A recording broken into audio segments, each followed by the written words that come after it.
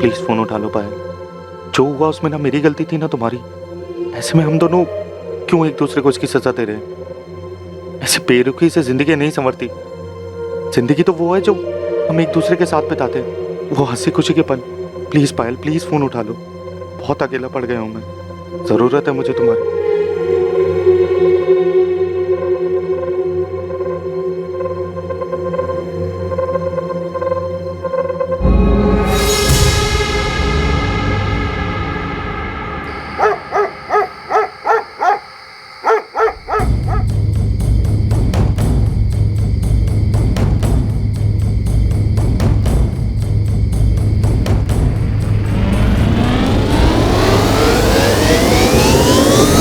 बेटा सुनील, राजुल, कृति कहाँ है?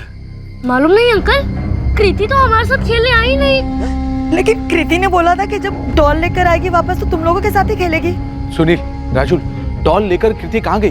तुम लोगों ने देखा क्या? देवेन, बच्चे मना कर रहे हैं ना, बोल तो रहे हैं कि कृति डॉल लेके यहाँ आई नहीं। लेकिन कृति तो बोलकर गई थी कि डॉल लेकर वापस आएगी तो तुम लोगों के साथ ही खेलेगी। पर कृति वापस आई ही नहीं आंटी, आप किसी से भी पूछ लो। किशोर साहब, हे प्रशांत, क्या हुआ? कृति मिली क्या? साहब इधर बाजू में जो बिल्डिंग बंद पड़ी है उसमें एक छोटी सी बच्ची की डेड बॉडी मिली है।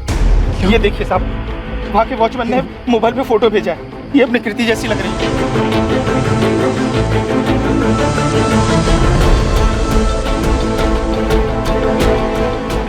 मैडम एक मिनट मैडम, भाई मेरी बेटी खो गई है। मेरी बच्ची है।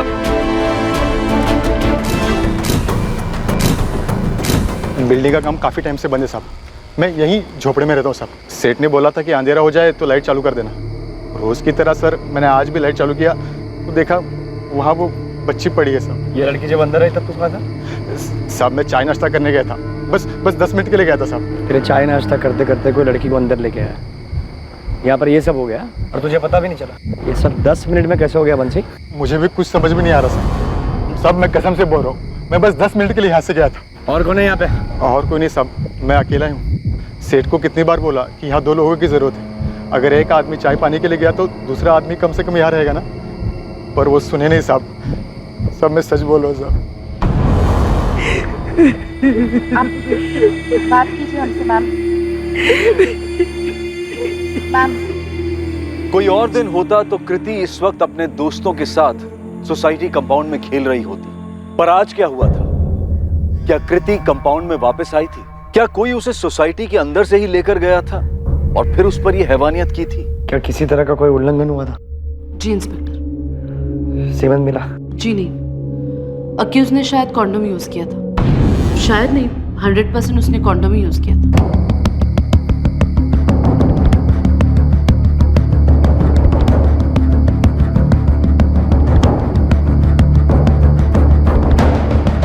गेट के बाहर भी छान मारो, हो सकता है जाते वक्त बाहर फेंक गया।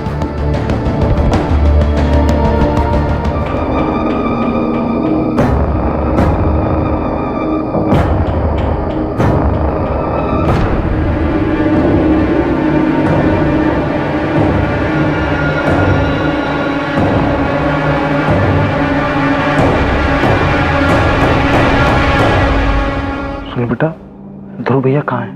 पता नहीं पापा, कल बहुत गुस्से में थे, मुझे भी डांटा, फिर कहीं चले गए।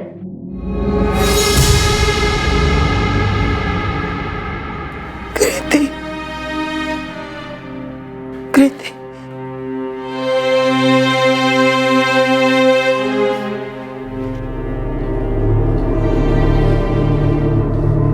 किशोर जी, क्या आप बता सकते कि क्या हुआ था? कृति अकेली कहाँ गई थी?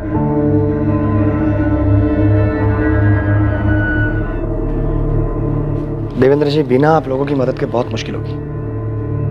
किसी को तो हमें पता ना होगा कि क्या हुआ था, क्योंकि कृति के साथ रेप हुआ है।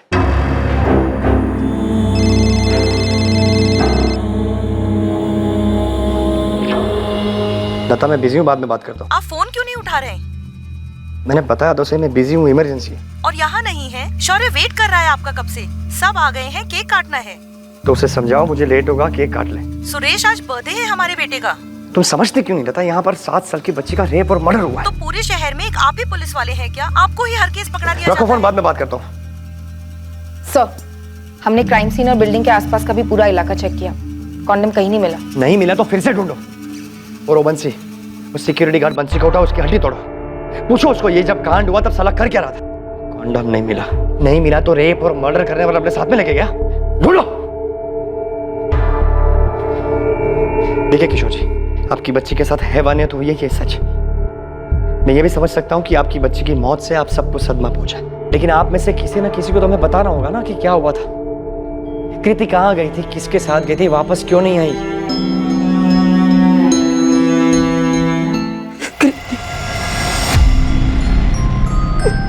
जिद मत कर कृति, पापा ने बोला है ना सैटरडे को मॉल ले जाएंगे, तब डॉल दिला देंगे। हाँ 3 सैटरडे से बोल रहे हैं वो।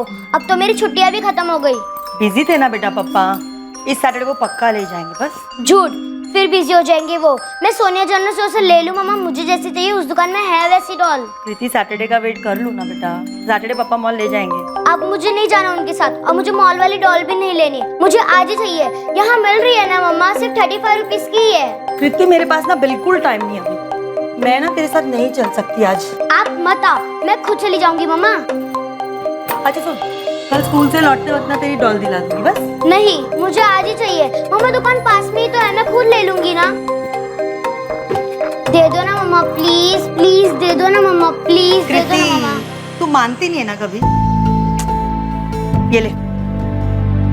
अच्छा ये कितने हैं? 50 रुपीज। और शॉप वाले अंकल कितना वापस करेंगे? 50 - 15 रुपीज। करेक्ट। अब 15 रुपए और वो डॉल संभाल के लेकर आना, ठीक है? ठीक है मम्मा, मैं डॉल लेके सुनील और राजू के साथ कंपाउंड में खेलूंगी, उसके बाद ही आऊंगी। हाँ बेटा ठीक है, संभाल के जाना। और हाँ, सुनो, ठीक है, ज्यादा मम्मा। लेट मत करना। ठीक है मम्मा। ध्रुव, कुछ खाने के लिए है राजेश? बहुत भूख लगी है यार। आजा। क्या खाएगा? मैं खाने को लेके आता हूँ, कुछ देर ले।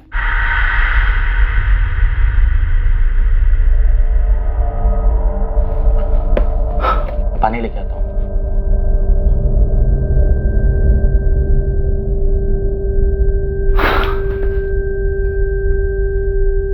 आज यहाँ रुक जाऊँ राजेश, चलेगा तुझे? ध्रुव, तूने फिर से झगड़ा किया घर वालों के साथ?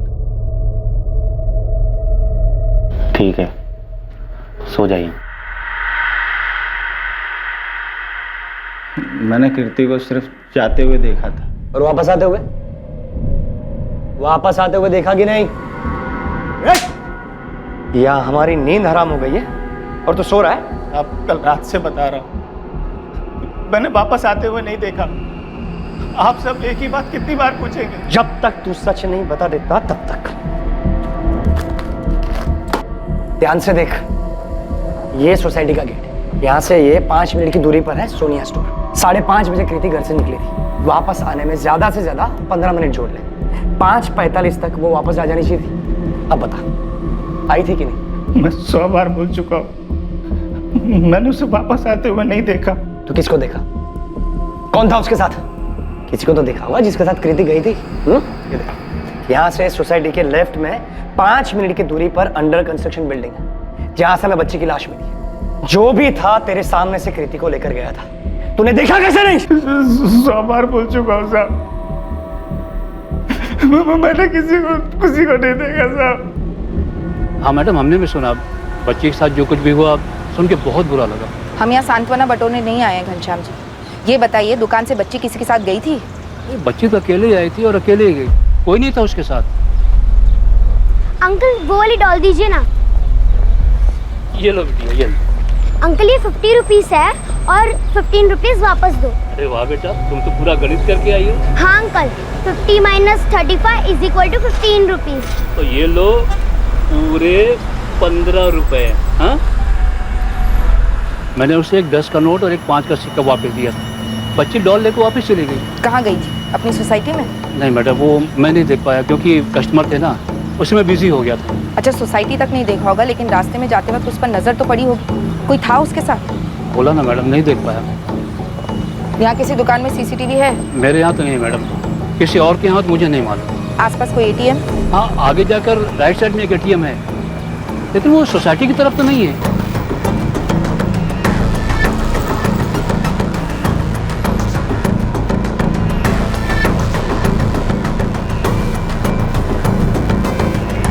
नहीं देखा था साहब, कितनी बार बोलूं, सब मैं अकेले यहाँ पर ड्यूटी करता हूँ। मैं क्या क्या करूँ, क्या क्या देखूँ। एक बच्ची को तो देख नहीं पाया तू? जरा बता, वहां बैठ के कौन से तीर मारते रहता है तू? क्या क्या नहीं करवाते हैं वो लोग मुझसे। पंप चालू करना, सोसाइटी के बच्चों का झगड़ा छुड़वाना, और उस झगड़े की भी जवाबदारी मेरी होती थी। लोग मेरे से बोलते थे कि तू ड्यूटी पर था तो झगड़ा कैसे हो गया। साहब, ऐसे में अगर कोई लड़की बाहर चली जाती है और ये सब हो जाता है तो उसका भी जिम्मेदार मैं ही। और ऊपर से बीवी का अलग चिल्लाना। कहती पूरे दिन क्या करते रहते हो, घर का काम क्यों नहीं करते। उस बेचारी बच्ची के साथ इतना कुछ हो गया है, चिल्लाई तक नहीं। आजू बाजू में किसी ने उसकी आवाज तक नहीं सुनी। प्रशांत ये बता, सोसाइटी में कोई है जो ऐसा कर सकता है? नहीं मालूम साहब। कृति के पापा किशोर का किसी से कोई लफड़ा? किशोर साहब के झगड़े के बारे में किसी और से सुनने की क्या जरूरत है। सोसाइटी में कोई भी बता देगा कि सबसे ज्यादा कौन चिल्लाता है। ए पीटर, ये पानी क्या तेरे बाप का है क्या? किशोर साहब, फादर मत जाओ, ठीक है? आवाज नीचे रख, और आखिरी बार बोल रहा हूँ तेरे को, इतना पानी बर्बाद नहीं कर सकता, समझे? तू यहाँ पर बैठ के सोते रहता क्या रे प्रशांत? और तू डरता क्या उस पीटर से? वो एक एक गाड़ी पर 4-4 बाल्टी पानी डालता है, तू उसको बोलता क्यों नहीं कुछ? सब आप लोगों ने तो रखा हुआ है उसे गाड़ी धोने के लिए, अब मैं क्या बोलूं? तू किस चीज का पगार ले रहा है? हाँ, यहाँ पर काम करने वाला सब कुछ बर्बाद करके जाएगा, तू उसको बोलेगा नहीं कुछ? क्या है भाई, सोसाइटी को कचरा पट्टी समझ के रखा है क्या? ये पिज्जा का पैकेट यहाँ पर क्यों फेंका? सॉरी अंकल, गलती हो गई। अरे बार बार होता है तो गलती नहीं कहते उसको। तुम लोगों का रोज का नाटक है। तुम लोग बीपीओ वाले एक्सेंट झाड़ झाड़ के अपने आप को क्या लंदन अमेरिका वाले समझने लगे हो क्या? हाँ, यहाँ पर वो सब नहीं चलेगा। कल से अगर कचरा खुले में दिखा ना तो तुम लोग सोसाइटी में नहीं दिखोगे। कृति के साथ जो हुआ, क्या वो उसके पिता किशोर साटम के व्यवहार और बात बात पर लोगों पर गुस्सा करने का नतीजा था? क्या कोई ऐसा था जो इस क्राइम के जरिए किशोर को चोट पहुंचाना चाहता था? ध्रुव, ये ले रख, काम आएंगे तेरे। और सुन, इसे ड्रग्स मत लेना, छोड़ दे भाई, ये सब बर्बाद कर देगा। अच्छा खासा परिवार है तेरा, माना कि चिल्लाते होंगे और झगड़ा भी होता होगा, लेकिन माँ बाप हैं वो तेरे। शुक्र मना कि तेरे साथ हैं वो। कल शाम को हुआ ये, अभी भी फोन पे है।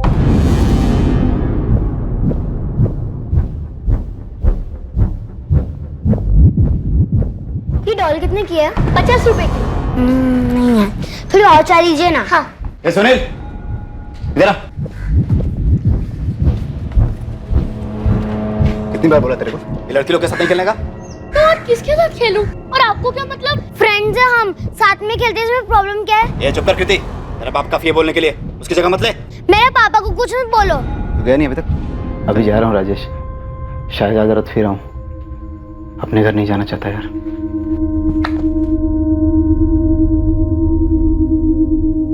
तुमने उसे अकेले जाने क्यों दिया पूजा? मैंने तुमसे कहा था कि मैं उसे सैटरडे को ले जाऊंगा। तुमने मारा है हमारी बच्ची को, तुम्हारी वजह से ये सब हुआ है उसके साथ।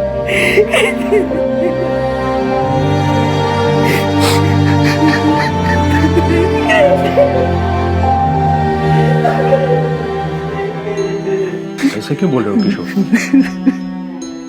क्या तुम्हें दिख नहीं रहा है कि पूजा खुद कितने सदमे में है? उसे अकेले जाने क्यों किया? उसे अकेले जाने क्यों किया? धीरज रखो किशोर, धीरज रखो। किशोर जी, किसी ने कृति को किसी के साथ जाते हुए नहीं देखा, लेकिन ये बात तय है कि कोई उसे ले जरूर गया था, कोई ऐसा जिसे वो जानती थी, और इसीलिए बिना शोर शराबा किए चुपचाप उसके साथ चली गई। ये 15 रुपए, ये 10 की नोट, 5 का सिक्का, उसे भी किसी ने हाथ नहीं लगाया। और कृति की डॉल, वो भी जैसी की तैसी वहीं पे थी। आपकी बच्ची के साथ बहुत दर्दनाक तरीके से रेप हुआ है किशोर जी, पर कुछ नहीं मिला। कॉन्डम यूज किया गया था, और ये काम किसी राह चलते पीडोफाइल या सेक्सुअल एडिक्ट ने नहीं किया। किसी ने जानबूझकर, सोच समझकर आपकी बच्ची को टारगेट किया। ये काम किसी ऐसे शख्स का हो सकता है जिसके मन में आपके प्रति बहुत गुस्सा था। शायद उस गुस्से के ज्वालामुखी का शिकार हुई आपकी बच्ची, ताकि दर्द आपको पहुंचाया जा सके। आप सही बोल रहे सर। कोई अगर उसके मन की ना सुने तो किशोर लोगों से चिढ़ जाता था। सोसाइटी के कमेटी मीटिंग में भी वो शुरू हो जाता था। तब तो बहुत सारे लोग गुस्सा हो गए किशोर जी से। लगभग सभी, किराएदार हो या मकान मालिक, सोसाइटी के वर्कर्स भी उससे चिढ़े बैठे होंगे। बस उसके बर्ताव की वजह से। प्रीति दुकान से डॉल लेकर निकली तो थी, लेकिन सोसाइटी तक पहुंची नहीं। कोई रास्ते में उसे बहला फुसलाकर पास वाली खाली बिल्डिंग में ले गया और ये किया। देवेंद्र जी, जाने अनजाने में किशोर जी ने किसी को बहुत गहरी चोट पहुंचाई होगी। भूपेन चौरसिया हो सकता है सर, हमारा पहला सिक्योरिटी गार्ड। प्रशांत से पहले वो था यहाँ। अभी कहाँ है वो? पता नहीं सर, लेकिन सोसाइटी की फाइल में उसके घर का एड्रेस मिल सकता है। और एक बात सर, छोटे बच्चों को लेकर थोड़ा विकृत टाइप का था ये भूपेन। जा घरी जा, जा जा जा, बाहर मत घूम, आईकडे जा। क्या कर रहा था बेसाले? हाँ, कुछ नहीं साहब, बच्ची चॉकलेट नहीं खोल पा रही थी तो उसे खोल के दे रहा। हमें लगा कि भूपेन की आदत थी बच्चों के साथ ऐसा करने की। जब प्रशांत ने मामला कमेटी के सामने रखा तो हमने उसे तुरंत भगा दिया। ये इससे पहले भी कोई बच्चों के साथ ऐसा बर्ताव किया उसने? किया ही होगा, लेकिन उस दिन तो पकड़ा गया ना। कहाँ मिलेगा ये भूपेन?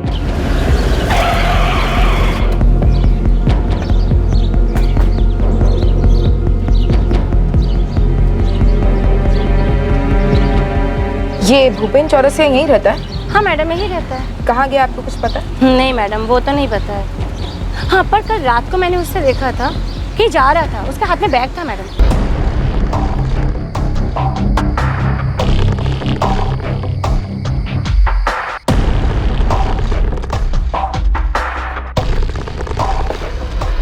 ये रे भूपेन चौरसिया की फाइल और ये उसकी फोटो। एक स्ट्रॉन्ग सस्पेक्ट है सर, रात को घर से भागा भी है। हम पता लगा रहे हैं कि वो कहाँ जा सकता है। सिर्फ पता मत लगाओ सुरेश, पकड़ो उसे जल्दी से जल्दी। उसके अलावा कोई है लिस्ट में? नहीं सर, अभी तक तो कोई नहीं, लेकिन इन्वेस्टिगेशन जारी है। जल्दी पेश करो उसे और फोटो भेजो उसकी अभी। मुझे 1 घंटे में प्रेस के सामने जाना है। पर सर अभी कुछ कंफर्म नहीं है, सिर्फ सस्पेक्ट है वो। तुम फोटो भेज दो सुरेश। मीडिया वालों का शोर नहीं सुनाई दे रहा तुम्हें? प्रेस के सामने कोई चेहरा तो रखना होगा ना, वरना उनके शोर से कितने कान खड़े हो जाएंगे तुम जानते हो। जी सर। सर, ये गार्ड भूपेन चौरसिया कल रात ही निकला है, ज्यादा दूर नहीं गया होगा। जौनपुर है इसका गांव। वहां जाने वाली कल रात की सारी ट्रेन में सर्च जारी है। सर,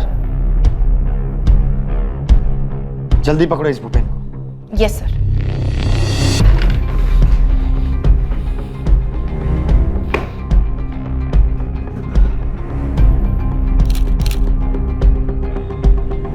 पुलिस ने पूरी शिद्दत से सोसाइटी के पुराने गार्ड भूपेन चौरसिया की तलाश शुरू की। मुंबई से उत्तर प्रदेश जाने वाली सभी ट्रेन्स में भूपेन को ढूंढने की खबर पहुंचा दी गई। इलाके की हर दीवार पर भूपेन का चेहरा था। पुलिस ने उसके लिए हर संभव जगह पर जाल बिछा दिया था। राजेश, मुझे ध्रुव कुछ ठीक नहीं लगता यार। यार वो थोड़ा परेशान है मयूर। तुझे उसमें अपना अतीत दिखाई दे रहा है क्या? तू खुद को देख रहा है ना उसमें? यार मयूर, मैं तुझे कैसे समझाऊं यार। मुझे ध्रुव ना बस थोड़ा परेशान लगता है। तेरी मदद उसे और परेशान करेगी। तेरी मदद के पैसे से वो ड्रग्स लेता है, इतना तो तुझे भी समझ में आता होगा। तू ही बता, ड्रग्स ने किसकी परेशानी दूर की है जो उसकी करेगी? यार मुझे नहीं पता यार मयूर। ऐसे ना उसकी परेशानी खत्म होगी ना तेरा दुख कम होगा। तुझे लगता है ये दान धर्म करने से तुझे उस दर्द से आराम मिल जाएगा जो तेरे माँ बाप ने और पायल ने तुझे दिए? हाथ कैसे लगाया तुमने? हिम्मत कैसे हुई तुम्हारी? जा निकल जा इस घर से। चली जाऊंगी, लेकिन तुमसे बदला लेने के बाद जैसे तुमने मेरी जिंदगी तबाह कर दी, मैं भी नहीं छोड़ूंगी। तेरी जैसी अड़ियल के साथ शादी करके मैंने अपनी जिंदगी बर्बाद कर ली। तो किसी और के साथ करने वाले थे?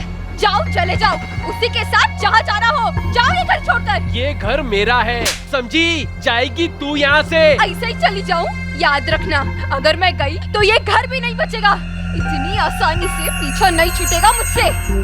यार मयूर, यार आने में थोड़ा टाइम लगेगा, तू संभाल लेना। कहाँ जा रहा है तू? फिर से उस पायल के पीछे? नहीं यार, कृति के। ये कैसे हुआ? गार्ड भूपेन चौरसिया कभी वसई से बाहर गया ही नहीं। वो अपने घर से कुछ ही दूर एक लॉज रूम में छुपा हुआ था। भूपेन चौरसिया, हम जानते हैं तुम अंदर हो। भागने का कोई रास्ता नहीं है। खिड़की से तो सोचना भी मत, बाहर भी पुलिस है। भागने की कोशिश भी की तो गोली मार देंगे। खोल।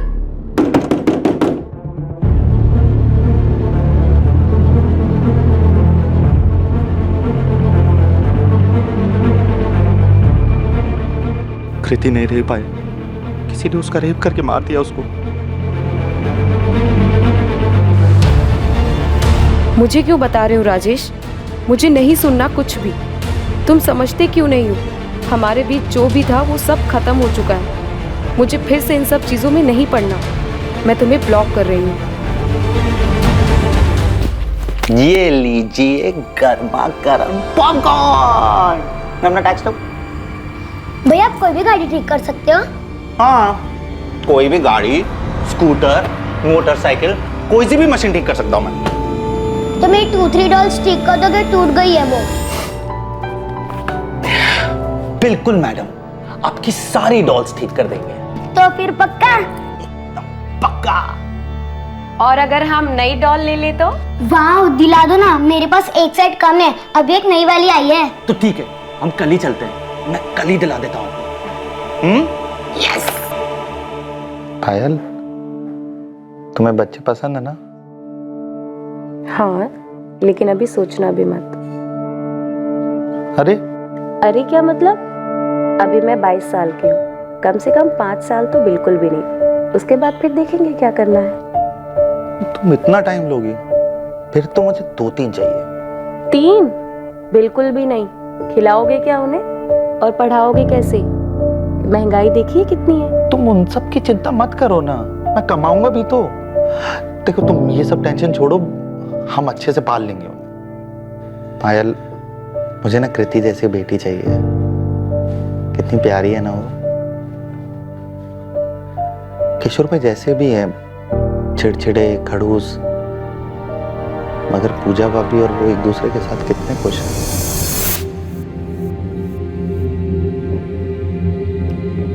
जो कुछ भी हुआ उसमें तुम्हारी कोई गलती नहीं थी, बल्कि तुम चाहकर भी कुछ नहीं कर सकते थे। लेकिन अगर तुम बार बार इन चीजों को याद करते रहोगे, अपने पेरेंट्स की बनाई हुई दुनिया से तौलते रहोगे, वो तो गलत है ना। पता है, एक भी दिन ऐसा नहीं जाता था जब मैं रोता नहीं था, डारा सहबा नहीं रहता था। जरूरी तो नहीं ना राजेश, जो पहले हुआ वो आगे भी हो। तुम्हारी पूरी जिंदगी पड़ी है और फिर मैं भी तो हूं ना तुम्हारे साथ। पहले क्या हुआ, इन बातों को सोचकर खुद को तकलीफ देने से बेहतर है हम आगे की सोचें।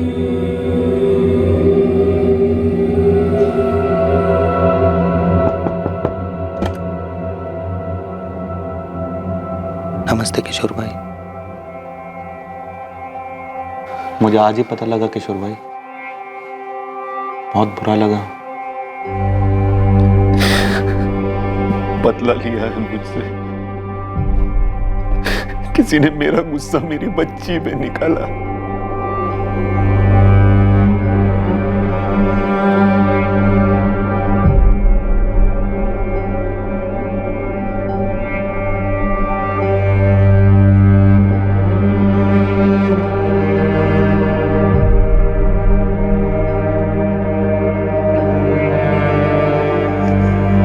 फोन क्यों कर रहा है राजेश? कैसी है तू? मैं ठीक हूँ, पर तुझे क्या चाहिए अब?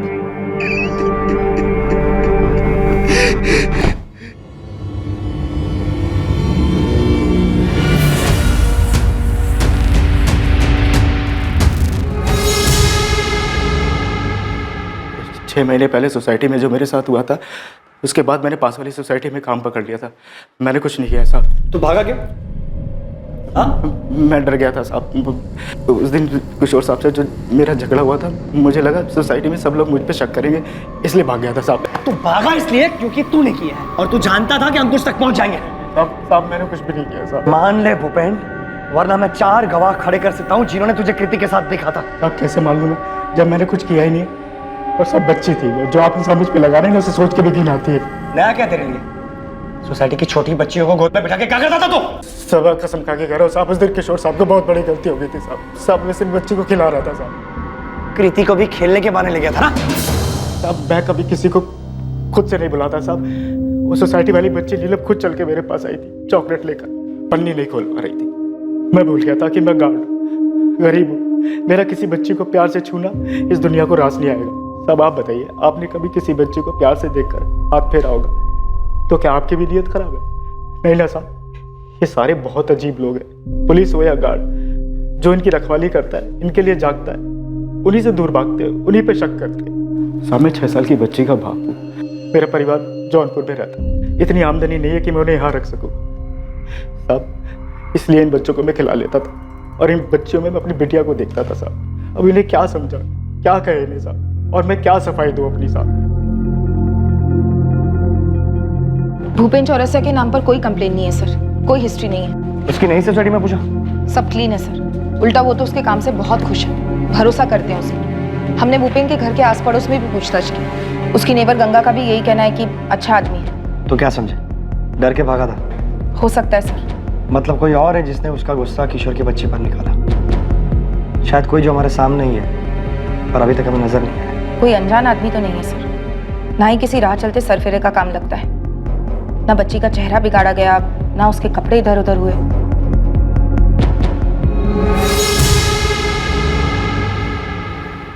कहाँ गया था तू? कुछ पूछ रहा हूँ मैं। जिधर आपके झिक झिक ना सुनाई दे। क्या बोला तू? छोड़ दो उसे उसके हाल पर, मत बात करो, पलट कर जवाब देगा वो। हाँ, मत बात करो मुझसे, और कोई मुझ पे हाथ नहीं उठाएगा। अब बर्दाश्त नहीं करूंगा मैं, बच्चा नहीं हूं। नहीं तो क्या पलट के मारेगा मेरे को? बाप पे हाथ उठाएगा? किशोर, आज दुष्यंत का बेटा ध्रुव दिखा मुझे। उस दिन के बाद आज दिखा है।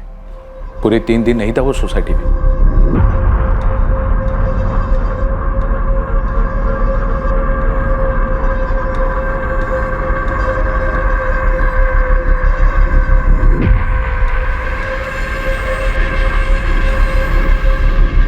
अरे अंकल, अपना काम करो ना, आपके पैसे भेज रहा हूँ क्या? अरे यहीं से फेंक दूंगा नीचे। चल उठ, चल तू दुष्यंत के पास। आज तुझे बताता हूँ किसके पैसे पे जी रहा है तू। अरे क्यों टांगा डालू मेरी लाइफ में? आपके घर पे करता हूँ क्या? कमरे का बैग लेके आ। कृति के पिता किशोर साटम ने एक 21 साल के लड़के को सोसाइटी के टेरेस पर ड्रग्स लेते हुए पकड़ा था। इसके अलावा हाल ही में हुई ऐसी बहुत सी घटनाएं थी जो इस बात की ओर इशारा कर रही थी कि कृति के साथ जो हुआ था वो उसके पिता किशोर साटम को दर्द देने के लिए किया गया था। डरो मत बेटा, हम है ना, बताओ क्या हुआ था? मम्मी को तो बता देता। आपको पता था, फिर भी आपने सबसे छुपाया। शीला, क्या बताया था इसने? तुमने मुझे क्यों नहीं बताया? अरे कुछ नहीं, बच्चा है, कुछ भी बोलेगा। मम्मी को क्या बताया था सुनील? क्या किया था ध्रुव भैया ने बेटा? ध्रुव भैया ने गुस्से में आके मुझे मारा था और कृति ने जब मना किया तो उससे बोले कि तुझे और तेरे बाप को भी मारूंगा। ध्रुव भैया मुझे और कृति को कभी एक साथ खेलने नहीं देते, बहुत चिढ़ते हैं उससे। ये बात आपको छिपानी नहीं चाहिए थी। किशोर बच्चा है ये, इसकी बात पे क्या जाना? और ध्रुव भी तो बच्चा ही है अभी। बच्चा नहीं है वो, 21 साल का है। सुनील ने बताया, फिर भी इस बात को आप लोगों ने छुपाया। गलत आदत लग गई थी उसे, पर अब वो सुधर गया है। उसका नाम मत घसीटिए इस पे, वो ऐसी गंदी हरकत नहीं कर सकता।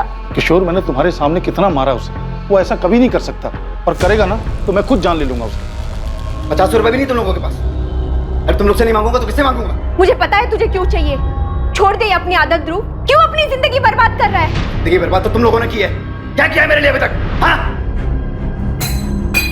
2 जुलाई 2019 कृति के साथ हुए दर्दनाक और हिंसक हादसे से एक दिन पहले ध्रुव की अपनी मां से पैसों को लेकर लड़ाई हुई थी। पैसा नहीं मिलने पर वो घर छोड़कर चला गया था। ध्रुव की सुनील और कृति से नोकझोंक भी उसी दिन हुई थी।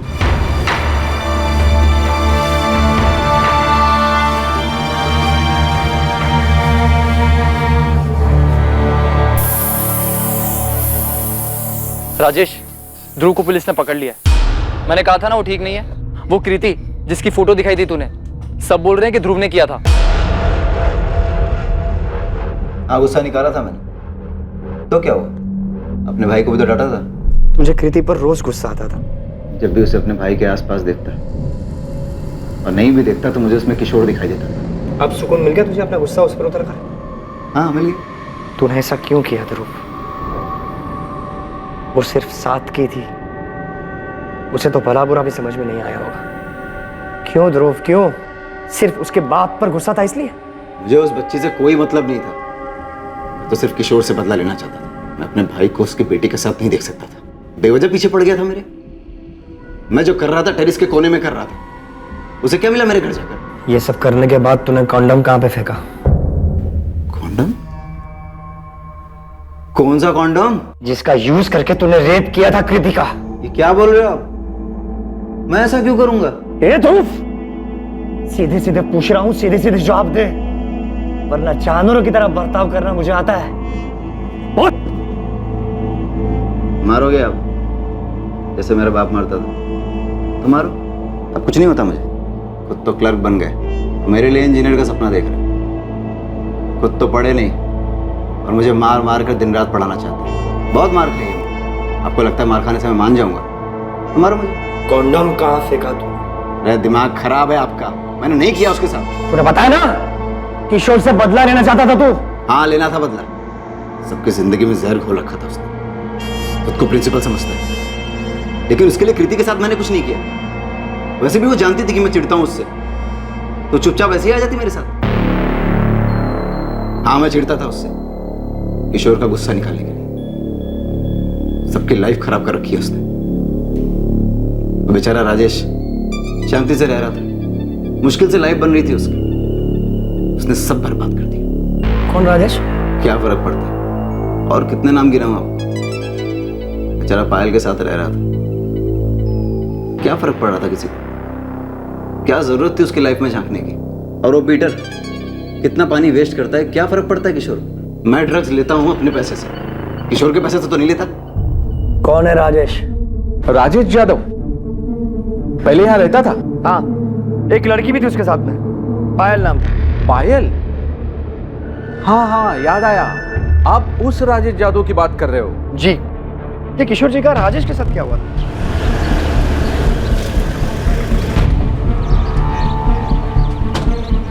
राजेश यादव।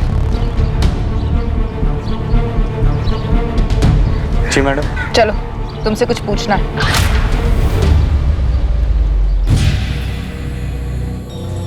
सब ये तो हमारी सोसाइटी में किराए पे रहता था। हे भगवान, मुझे अब याद आ रहा है। सब इसी को तो मैंने देखा था हमारी सोसाइटी के आसपास घूमते हुए।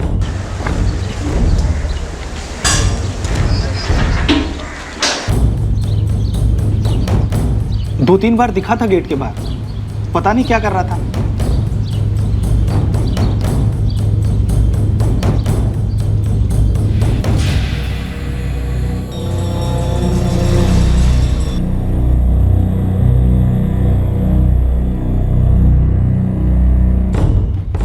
सर, ये राजेश यादव तो कब से चुपचाप बैठा है, कुछ नहीं बोल रहा। मैंने कुछ नहीं किया, क्यों लेकर आए, कुछ भी नहीं। ये उसके रिकॉर्ड्स जुवेनाइल होम में भी रह चुके हैं।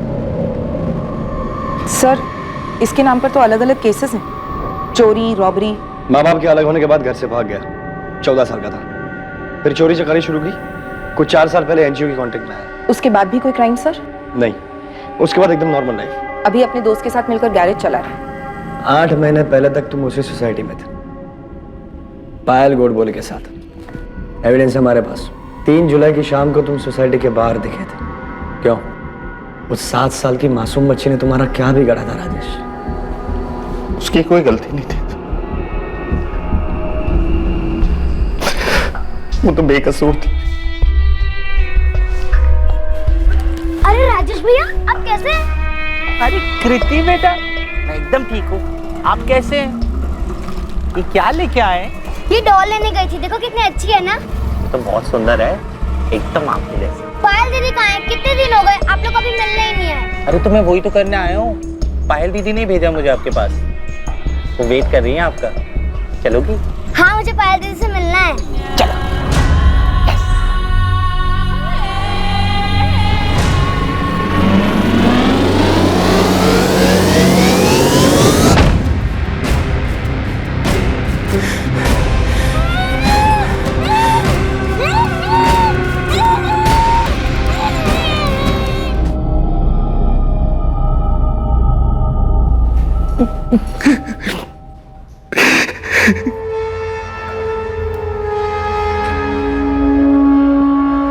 ये राजेश ठीक ठाक लड़का है, कल शाम को मिला था, थोड़ी ड्रिंक्स ली हमने साथ में। अच्छा लड़का है वो। मैंने बोला उसको जल्दी से बच्चा कर लो, पायल के साथ फैमिली कंप्लीट हो जाएगी। बात तो सही है तुम्हारी, लेकिन पहले दोनों को शादी तो कर लेने दो। शादी तो कर लेने दो मतलब क्या बोल रही हो तुम? अरे बिना शादी के बच्चा करेंगे तो लोग क्या बोलेंगे? तो क्या वो दोनों शादीशुदा नहीं है? हाँ पूजा, अभी तो नहीं हुई शादी, लेकिन 1-2 साल में कर लेंगे ऐसा बोल रहे थे। और तुम ये सब कब से जानती हो? बहुत पहले से। पर तुम क्यों उनकी लाइफ में इतनी दिलचस्पी ले रहे हो? अगर ये मैरिज सर्टिफिकेट दिया है सोसाइटी को उन लोगों ने, उनके मकान मालिक प्रताप ने भी कहा कि उनकी शादी हो गई है, वरना कमिटी रहने थोड़ी ना देती उन्हें। म्हणूनच सांगितलं असेल ना, इसीलिए बोला होगा कमिटी में। कि तुला कळतंय का? सिर्फ बोला नहीं है, सर्टिफिकेट दिया उन्होंने। जाऊ द्या ना, अच्छे लोग हैं वो लोग। तो क्या वो हमको धोखा देंगे? रियली सॉरी देवेंद्र भाई, किशोर भाई सच में हम लोगों ने बहुत कोशिश की, लेकिन हम लोगों को कोई फ्लैट नहीं मिल रहा था। तो आ गए यहाँ पर गंदगी फैलाने को? हाँ? ये जाली सर्टिफिकेट बनाया क्या तूने? लेकिन हम लोग 1-2 साल में शादी कर लेंगे। प्रताप शिंदे बोल रहे हैं उनको भी नहीं पता ये सब। वो उनको भी नहीं बताया था हमने। क्या? अरे पायल, इसके घर वालों का कोई आता पता है नहीं, तुम्हारे घर वालों को मालूम है क्या? हाँ? नंबर दो उनका, मैं ही उनको बताता हूँ क्या कर रही हो तुम यहाँ पर। किशोर भाई क्या कर रहे हैं? क्यों कर रहे हैं? ऐसा मत कीजिए ना, प्लीज प्लीज। किशोर भाई, किसी को आज तक कोई परेशानी नहीं हुई हमारे रहने से। हमारी एक छोटी सी लाइफ है, शांति से रह रहे हैं हम लोग यहाँ पर। हमने कोई क्राइम नहीं किया है। कुणाला माहित क्राइम किया है कि नहीं? झूठ बोल के इतने दिनों से रह रहे ना यहाँ पर, पता नहीं क्या क्या चल रहा है यहाँ। राजेश, ये फेक मैरिज सर्टिफिकेट बनाना क्राइम है, ऊपर से हमें जो चीट किया वो अलग। फ्रॉड है ये, फ्रॉड। देवेंद्र भाई समझो ना, हमने बहुत कोशिश की, हमें फ्लैट नहीं मिला, वरना हम ऐसा क्यों करते? अरे ऐसे बिना शादी के काय को चाहिए फ्लैट तुमको? हाँ? और पता नहीं क्या क्या चल रहा था यहाँ पर, कोई धंधा वंदा तो नहीं चालू किया? ये ज्यादा हो रहा है किशोर भाई, ऐसी बातें क्यों कर रहे हैं आप? पिछले 2 साल से मैं और पायल साथ में, और 2 साल में हमारा शादी करने का प्लान भी है। शादी करने का प्लान है?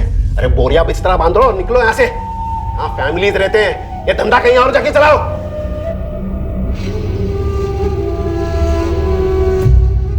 उस दिन पायल के बारे में जो कहा गया वो ठीक नहीं था।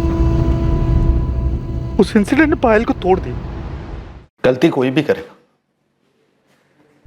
लेकिन अंजाम हमेशा मैंने भुगता है। सोसाइटी के उस इंसिडेंट के बाद पायल ने मुझे छोड़ दिया। इसमें मेरी क्या गलती थी? मेरे माँ बाप ने अपनी नई लाइफ शुरू कर दी, पीछे अपने बच्चे को भूल गए। उनके जाने के बाद बस एक पायल ही थी जिसने मुझे संभाला हुआ था। मैं एक इज्जत की जिंदगी जीना चाहता था सर, लेकिन किशोर सतम ने उसने सब बर्बाद कर दी। प्रीति बच्ची थी सर, मैं उसके साथ ये सब नहीं करना चाहता था, लेकिन मैं उस किशोर सतम को सबक सिखाना चाहता था, एक ऐसा सबक जिसे वो कभी ना भूल पाए, जैसे मैं कभी नहीं भूलूंगा। और ऐसा करने से क्या मिल गया तुझे? तेरे माँ बाप मिले, पायल वापस आई, कुछ तो सोचना चाहिए था। उस बच्चे ने तुम्हारा क्या बिगाड़ा था?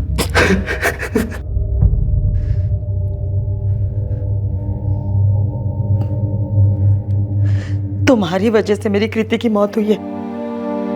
अब समझ में आया तुम्हें दूसरों की जिंदगी में दखल देने का क्या नतीजा होता है? क्यों किया तुमने ऐसा? और अब किसकी जान लोगे?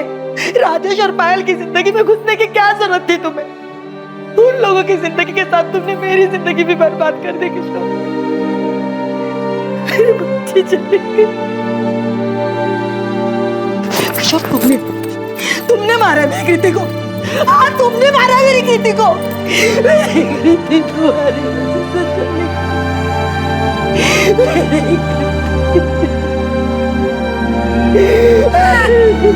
मेरी बच्ची।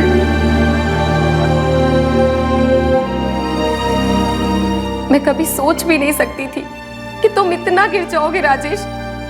तुम आगे क्यों नहीं बढ़े? तुम्हारे पेरेंट्स के साथ तुम्हारी जिंदगी, मेरे साथ तुम्हारी जिंदगी खत्म थी। तुम कुछ भूल कर भी आगे नहीं बढ़ सके, हमेशा वहीं अटके रहे। क्यों? क्योंकि तुम इन्हीं दुखों और मुसीबतों को अपना घर बना चुके हो। कभी इनसे बाहर निकलना ही नहीं चाहा तुमने। और ये जो तुमने कृति के साथ किया है ना, अब जियो तुम जिंदगी भर उसी में। क्या गलती थी उसकी? यहाँ वो बेचारी बच्ची थी, तुम्हें बहुत मानती थी वो। ये क्या कर दिया तुमने राजेश? ये क्या कर दिया?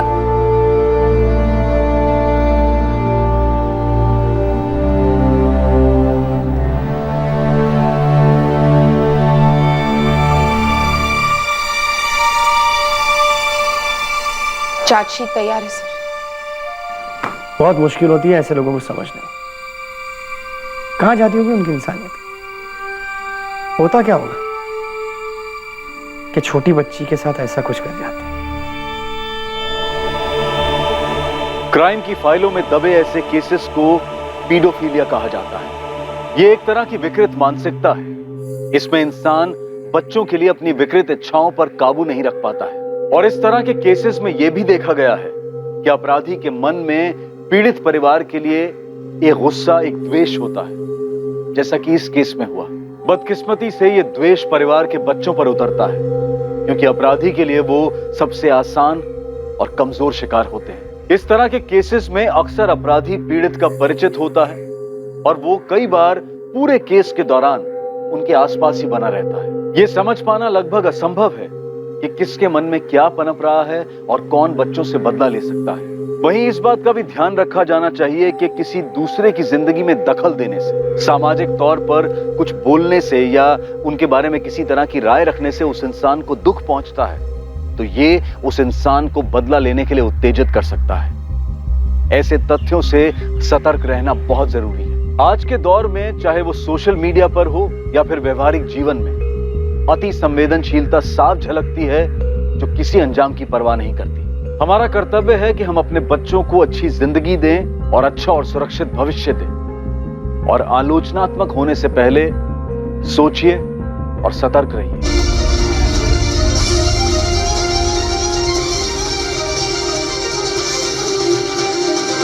ये कोई साधारण विष की दुर्गंध नहीं। अरमान, बोला था ना टीवी बंद करो। आपा पढ़ रही है ना? जो कि केवल विष अमृत के पहाड़ से ही प्राप्त किया जा सकता है।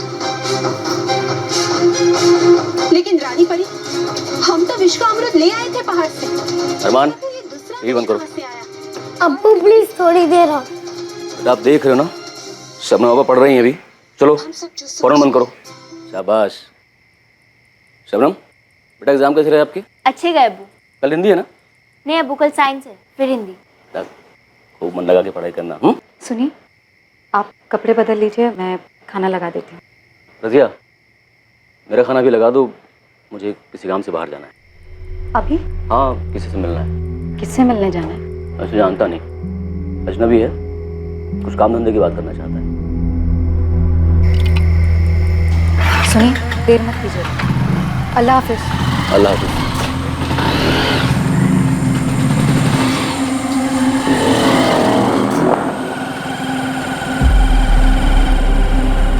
किसी को पता नहीं था कि यह आखिरी बार था जब अफजल अपने घर से निकल रहा था।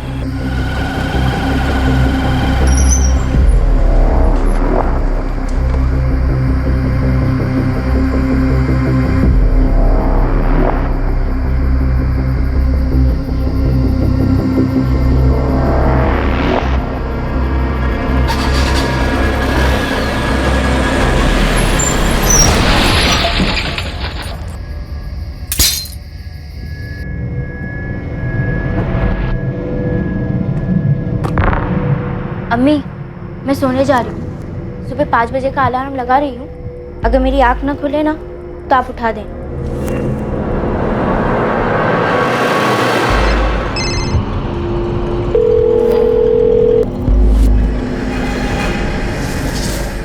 क्या हुआ अम्मी? पता नहीं शबनम, मैं तेरे अब्बू को कब से फोन लगा रही हूँ, फोन नहीं उठा रहे। फोन साइलेंट पे होगा अम्मी, मिस कॉल देख के खुद कर लेंगे अब्बू कॉल। आप इतना परेशान मत हो। हमने बटुआ चेक किया, लेकिन इसमें कुछ भी ऐसा नहीं मिला जिससे इसकी पहचान हो सके। सर, हो सकता है फोन इसी आदमी का है। जी। फोन लॉक्ड है। अगर कॉलर ने फिर से फोन किया तो पता चलेगा ये आदमी कौन है।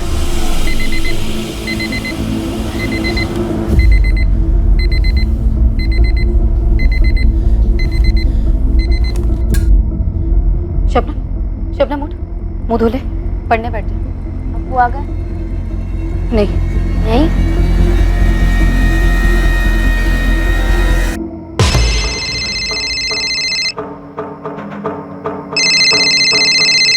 साहब कोई रजिया है।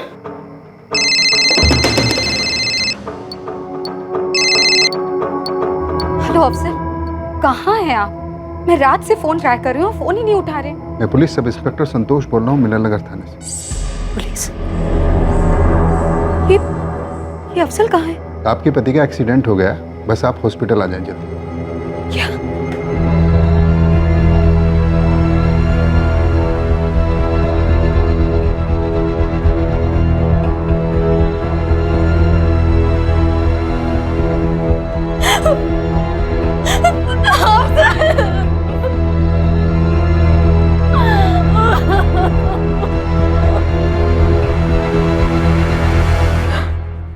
मेरे शौहर अफजल टेलर थे,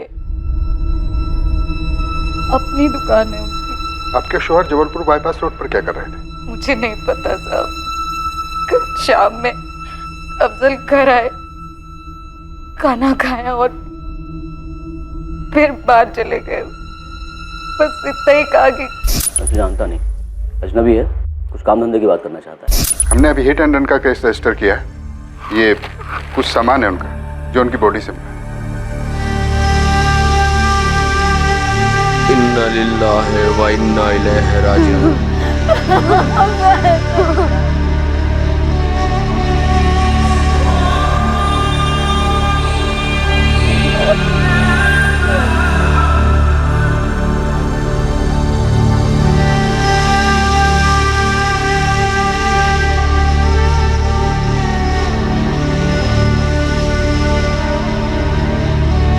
भाभी, अल्लाह हिम्मत दे, मेरा और अफजल का बचपन का साथ था। भाभी, आपको कभी भी किसी चीज की जरूरत हो तो मुझे फोन कीजिए।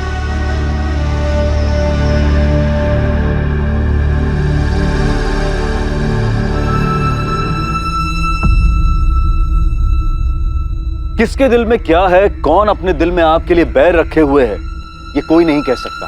एक रात में एक परिवार उजड़ गया।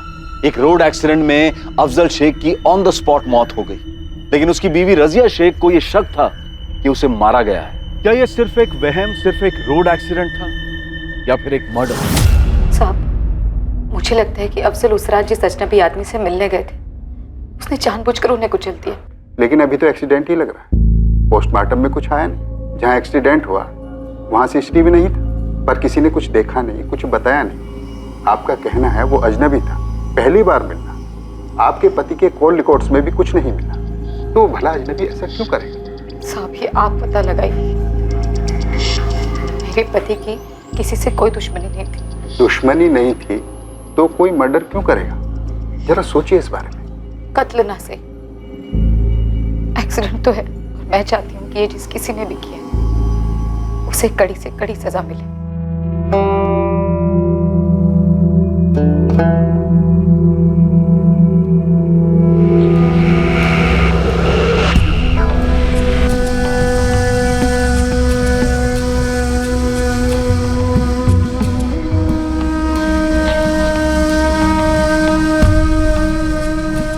अपने पर कहर टूटने के बावजूद रजिया में एक जुनून था कि अफजल का गुनहगार पकड़ा जाए और उसे सजा हो, पर पुलिस इन्वेस्टिगेशन टीम मुजरिम के बारे में कुछ भी पता नहीं कर पाई थी। लेकिन रजिया ने हार नहीं मानी। पूरे 6 महीने वो पुलिस स्टेशन के चक्कर काटती रही, दलीलें करती रही, और फिर एक दिन साहब वो अफजल के नहीं मिल रहा वो आदमी जिसने आपके पति का एक्सीडेंट किया। इसका मतलब अफजल को और मुझको किसी को भी इंसाफ नहीं मिलेगा। आपसे गुजारिश है, आप हमारा और अपना वक्त जाया ना करें। केस क्लोज कर दिया हमने। अनसुलझे करार देकर कई केसेस क्लोज किए जाते हैं। ऐसे केसेस सिर्फ आंकड़े बनकर रह जाते हैं। लेकिन क्या आक्रोश क्लोज किया जा सकता है? रजिया के मन में एक आक्रोश था, एक अधूरापन था। कम से कम रजिया से तो आगे बढ़ना नहीं हो पा रहा। और फिर अफजल को खोने के पूरे 3 साल के बाद एक ऐसा वाकया हुआ जिससे इस क्लोज्ड केस की तकदीर फिर से खुल गई। सचिन सचिन होगा, लेकिन अपना विराट किसी अलग मिट्टी का बना हुआ है भाई। 2016 में किया था कांड। कहाँ किया था? यहीं अपना जबलपुर बाईपास। उड़ा दिया था गाड़ी। तूने सच में किसी को उड़ाकर मार डाला? क्या कर रहा है भाई, धीरे बोल। लेकिन तू ऐसे कैसे किसी अजनबी को? हाँ, प्रवचन मत दे। तूने सुपारी ली थी? 1 लाख रुपए की बात हुई थी, साले ने 20,000 दिया, 80,000 अभी भी बाकी है उसके पास। तू अपना मुंह मत खोल देना किसी के सामने साले, समझा? नहीं यार, मुझे क्या करना?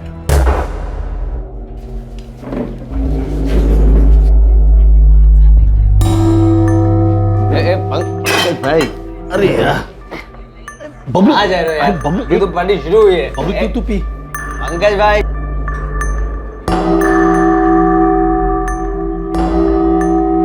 लाला, ये 2 लोग बाहर गए, देखा तूने? क्या हुआ? नहीं जानता क्या उन्हें? मैं क्यों जानने लगा?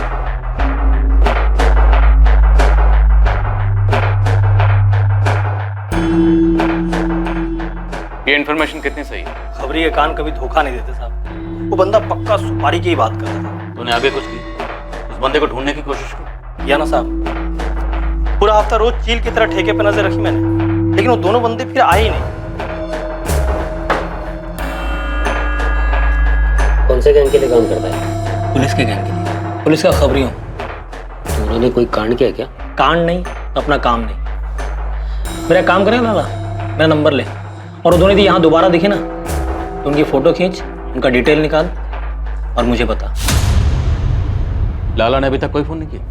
नहीं किया सर। उसका आर्टिस्ट के साथ बैठकर स्केच बनवा सकता है, जिसे तूने देखा। जो बंदा डींग हाँक रहा था उसका चेहरा तो नहीं देख पाया, लेकिन हाँ ये दोबारा टकरा जाए ना, दिमाग की घंटी जरूर बजेगी। जगह कौन सी बताई जहाँ उसने किसी को कुचला था?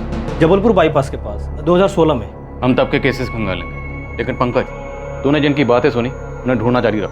जी साहब। नशा कातिल आजाद घूम रहा है, मतलब केस अनसुलझा रहा होगा और क्लोजर रिपोर्ट फाइल हुई होगी। एक काम करो, तुम और आसमा 2016 में जबलपुर बाईपास पर जितने भी एक्सीडेंट केसेस हुए सबकी फाइल मंगवाओ।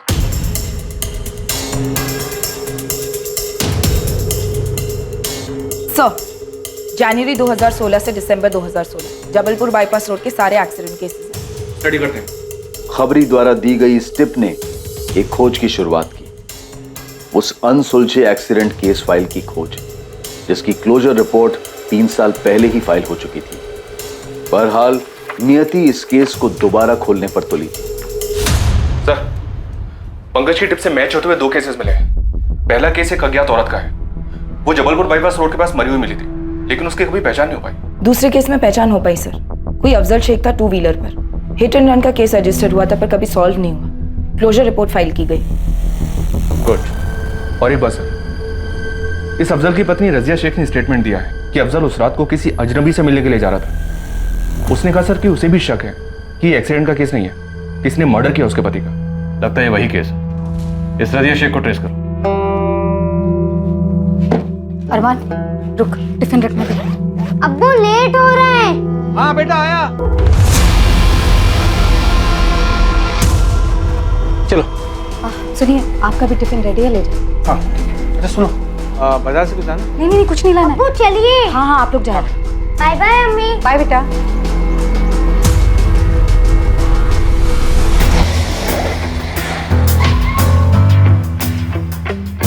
रजिया शेख अगर यही है ना? जी हाँ। तुम कौन हो? आप कौन है?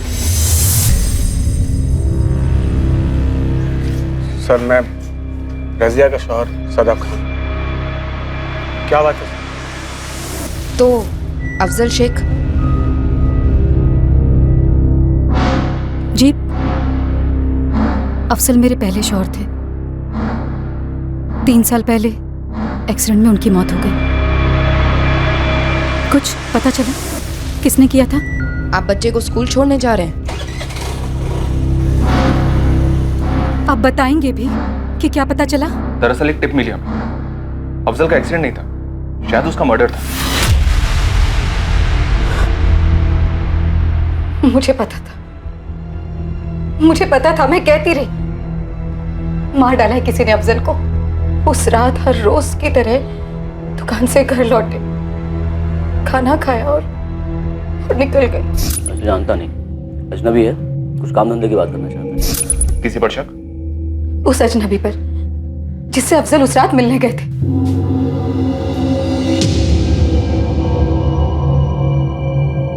शादाब, आप करते क्या हैं? सर वो मेरी स्टेशनरी की दुकान है। आप दोनों कैसे मिले? हम पड़ोसी थे।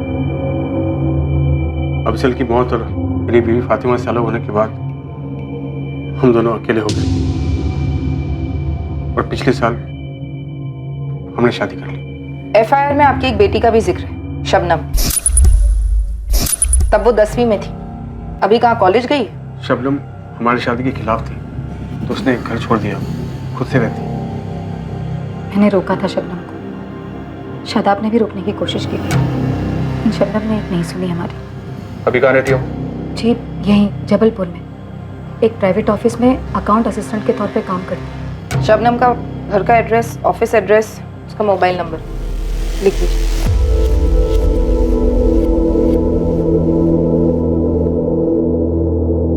शादाब, ये सब क्या है? पता नहीं रजी।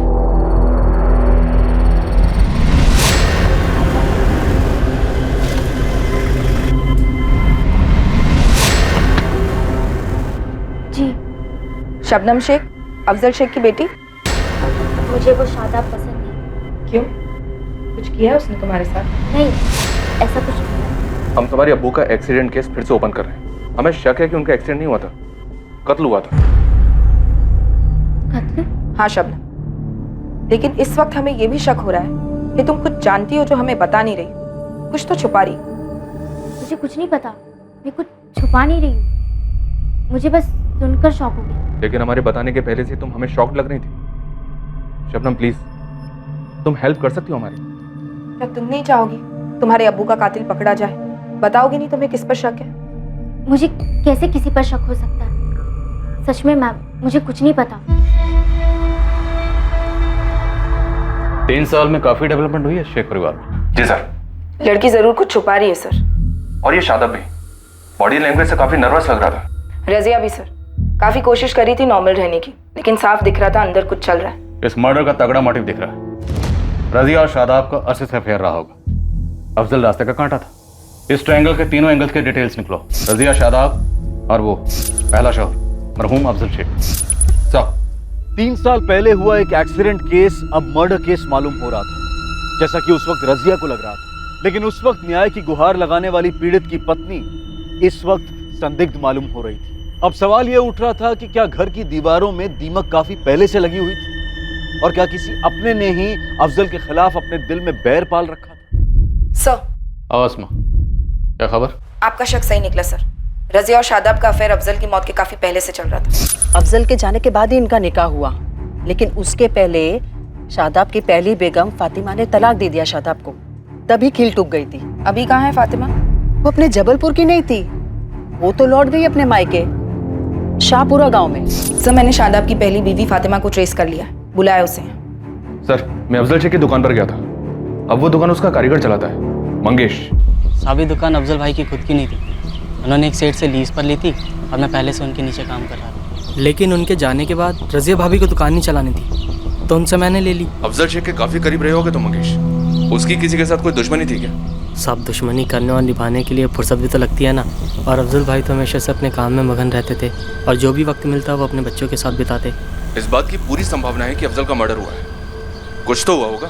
पता होता कुछ तो 3 साल से चुप नहीं बैठता साहब। अफजल के दिल में बच्चों के लिए जगह थी, बच्चों की माँ के लिए नहीं। कोई तो मसला हुआ होगा मियाँ बीवी के बीच में, जो ये दरार आई। सब मोहल्ले वालों का कहना है उन्होंने अफजल और रजिया के बीच कभी कोई झगड़ा होते नहीं देखा, ना कभी सुना। सारे झगड़े चीख चीख के कहाँ होते हैं, वार खामोशी से भी किए जाते हैं। मुझे लगता है अफजल और रजिया के रिश्ते को समझने के लिए हमें पहले शादाब और उसकी बीवी फातिमा को समझना जरूरी है। बुलवाओ तीनों को।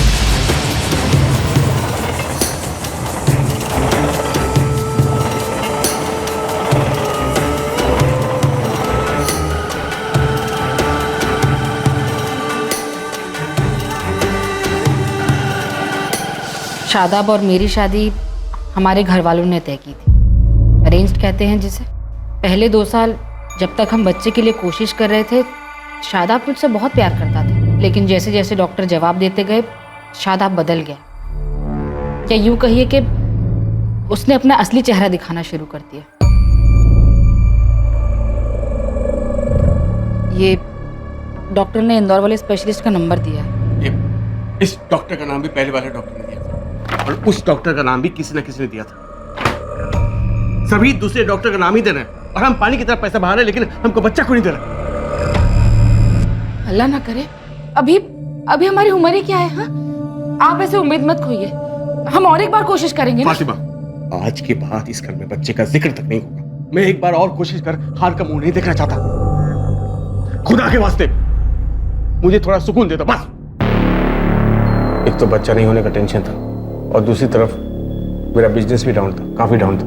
इसलिए मैंने बच्चे के बारे में सोचना ही बंद कर दिया। फातिमा से टोटल दूर हो गया। और रजिया के करीब हो गए, अफेयर शुरू हुआ उसके साथ? शुरुआत दोस्ती से, हमदर्दी से हुई सर। फातिमा, तुम मेरे घर जाओ और शबनम का होमवर्क चेक करो। मुझे शादाब से जरूरी बात करनी है। क्या क्या कहना आपको? इंदौर के डॉक्टर से एक बार बात क्यों नहीं कर लेते तुम? शादाब, देखिए फातिमा कितनी कोशिशें कर रही है। अगर अल्लाह मियां ने चाहा, अल्लाह मियां फैसला कर चुके हैं रज़िया। जबलपुर के सबसे बड़े डॉक्टर जोशी मुझे बोल चुके हैं, दुनिया इधर की उधर हो जाए लेकिन फातिमा मां नहीं बन पाएगी। या अल्लाह, तुमने ये बात फातिमा को बताई है? बताई है, घुमा फिरा कर, साफ लफ्जों में नहीं बताई। ये हो कभी मां नहीं बन सकती। मेरी हिम्मत नहीं होती उससे बताने की।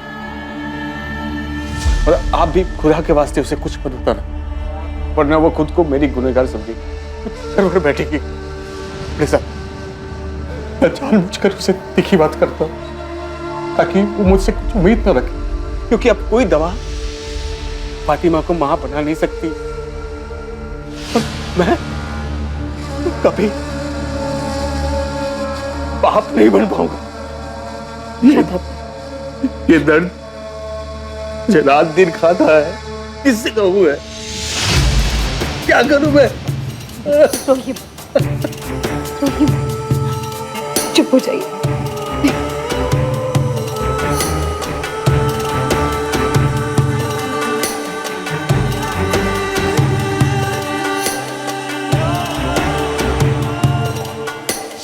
उस दिन हमारे बीच एक कड़ी, एक डोर बंद गई, दोस्ती और हमदर्दी के परे। उसके बाद क्या हुआ? हम मिलने लगे, पहले मोहल्ले के बाहर। और तुम्हें भनक कब लगी?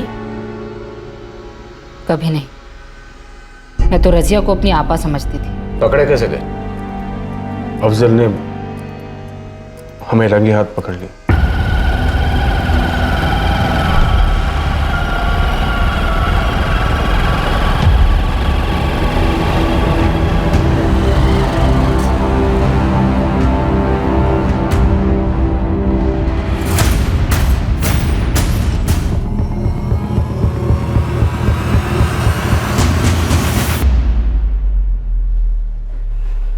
अफसल, आप आज जल्दी आ गए? देर हो गई, लेकिन तुम कहां से कहां पहुंच गए रज़िया? अफसल, आप क्या बोल रहे हैं? मेरी कुछ समझ में नहीं आ रही। शादाब को फोन मिलाओ और बुलाओ उसे। शादाब को? लेकिन क्यों? क्यों? रज़िया, ये सवाल अपने आप से पूछो, क्यों? शादाब को फोन कर और बुलाओ उसे यहां।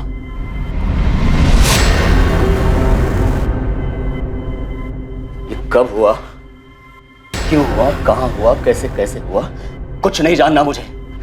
बस तुम दोनों कान खोलकर सुन लो, आज के बाद सब नहीं। ये कहानी अभी इसी वक्त खत्म हो जानी चाहिए। अंदर बच्चे हैं मेरे, बड़े हो रहे हैं। अगर उन्हें कुछ पता चल गया या किसी ने कुछ बता दिया ना, तो कसम खुदा की ठीक नहीं होगा। तुम दोनों ने अपना रिश्ता तो तोड़ा नहीं और अफजल को मार दिया। साहब, शादाब और मुझे पता था आप यही सोचेंगे। साहब, आप यकीन करें या ना करें, मैं अफजल को कभी धोखा नहीं देना चाहती थी। ये डायलॉग हफ्ते में कम से कम 2 बार तो हम सुनते हैं रज़िया। कत्ल का प्लान कैसे बनाया वो बताओ। साहब कोई प्लान नहीं बना। अफजल ने मुझे घर में बंद करके रखा था। एक तरीके से ये मेरे लिए अच्छा ही था। मैंने शादाब से पूरी तरह बातचीत बंद कर दी। शादाब ने भी कोई कोशिश नहीं की। अफजल के हमें पकड़ लेने के बाद मैंने और शादाब ने एक दूसरे की तरफ मुड़कर भी नहीं देखा। एक बार अफजल तुम्हारी नजरों के सामने से इस दुनिया से दूर क्या हुआ? तुम और रजिया फिर से पास आ गए, एक हो गए। हम एक जरूर हुए सर, पर अफजल को मारकर नहीं। मैं भला अफजल जैसे अच्छे इंसान का कत्ल क्यों करता? वो बहुत ही अच्छा इंसान था सर। और आप ही बताइए, कौन आदमी अपनी बीवी और पड़ोसी की ऐसी हरकत बर्दाश्त करता? उसने न सिर्फ खुद की और अपने घर की इज्जत का सोचा, बल्कि उसने मेरे खानदान की इज्जत का भी सोचा। इसलिए सर मेरे दिल में उसके लिए बड़ी इज्जत है। अफजल के इंतकाल को एक हफ्ता भी नहीं हुआ कि रजिया और शादाब का अफेयर फिर से शुरू हो गया, और इस बार मैंने दोनों को रंगे हाथों पकड़ा। उसी दिन मैं अपने मायके चली गई और हम दोनों का तलाक हो गया। तुम्हें लगता है कि शादाब ने अफजल को मरवाया? नहीं, मुझे नहीं लगता शादाब इतना गिर सकता, लेकिन वो कहते हैं ना, प्यार में इंसान अंधा हो जाता है। क्या पता इंसानियत भी अंधी हो जाती होगी। अफजल, शादाब और रजिया के बारे में पुलिस ने हर मुमकिन हर छोटी से छोटी जानकारी हासिल की, पर कहीं भी वो कड़ी नहीं मिल पा रही थी जो शादाब और रजिया को अफजल के कत्ल से जोड़े। ये खबरी की टिप से एक अनसुलझे एक्सीडेंट केस को फिर से खोला गया, लेकिन पुलिस के हाथ कुछ नहीं लग रहा था। क्या ये अनसुलझा केस अनसुलझा ही रहने वाला था, या फिर पुलिस के हाथ कोई ऐसा सुराग लगने वाला था जो इस केस को नई दिशा देता?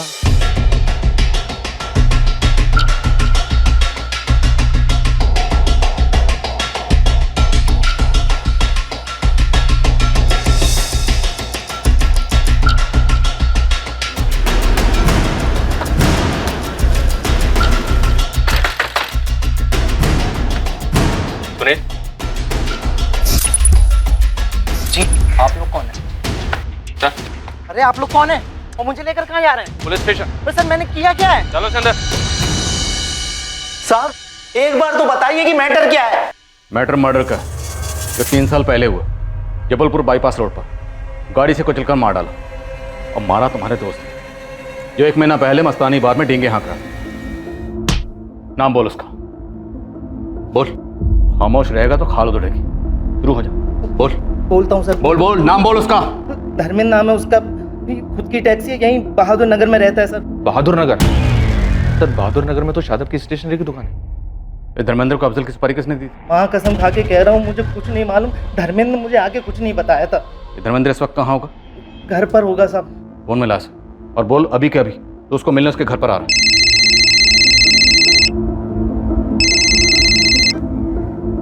हेलो, हाँ सुनील, बोल क्या हुआ? धर्मेंद्र भाई वो बस ऐसे ही फोन किया था।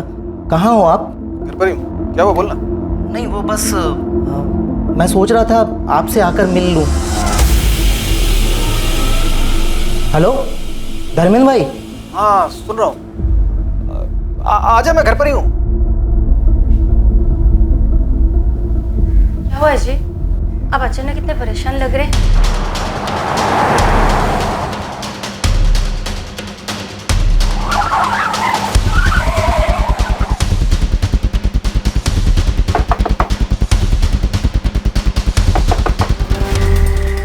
जी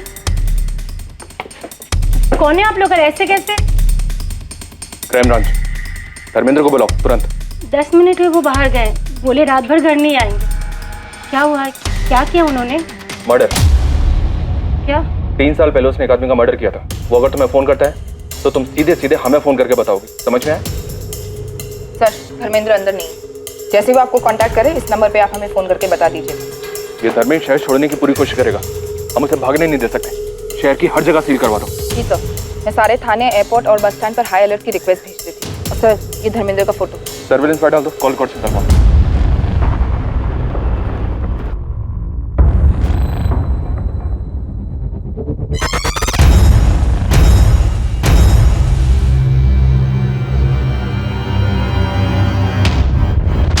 बेड़ा कर खलील भाई, लगता है पुलिस वाले अफजल का केस फिर से खोल रहे हैं। क्या? तुझे कैसे पता चला? अरे पुलिस मुझे अरेस्ट करने के लिए मेरे घर पर आई थी।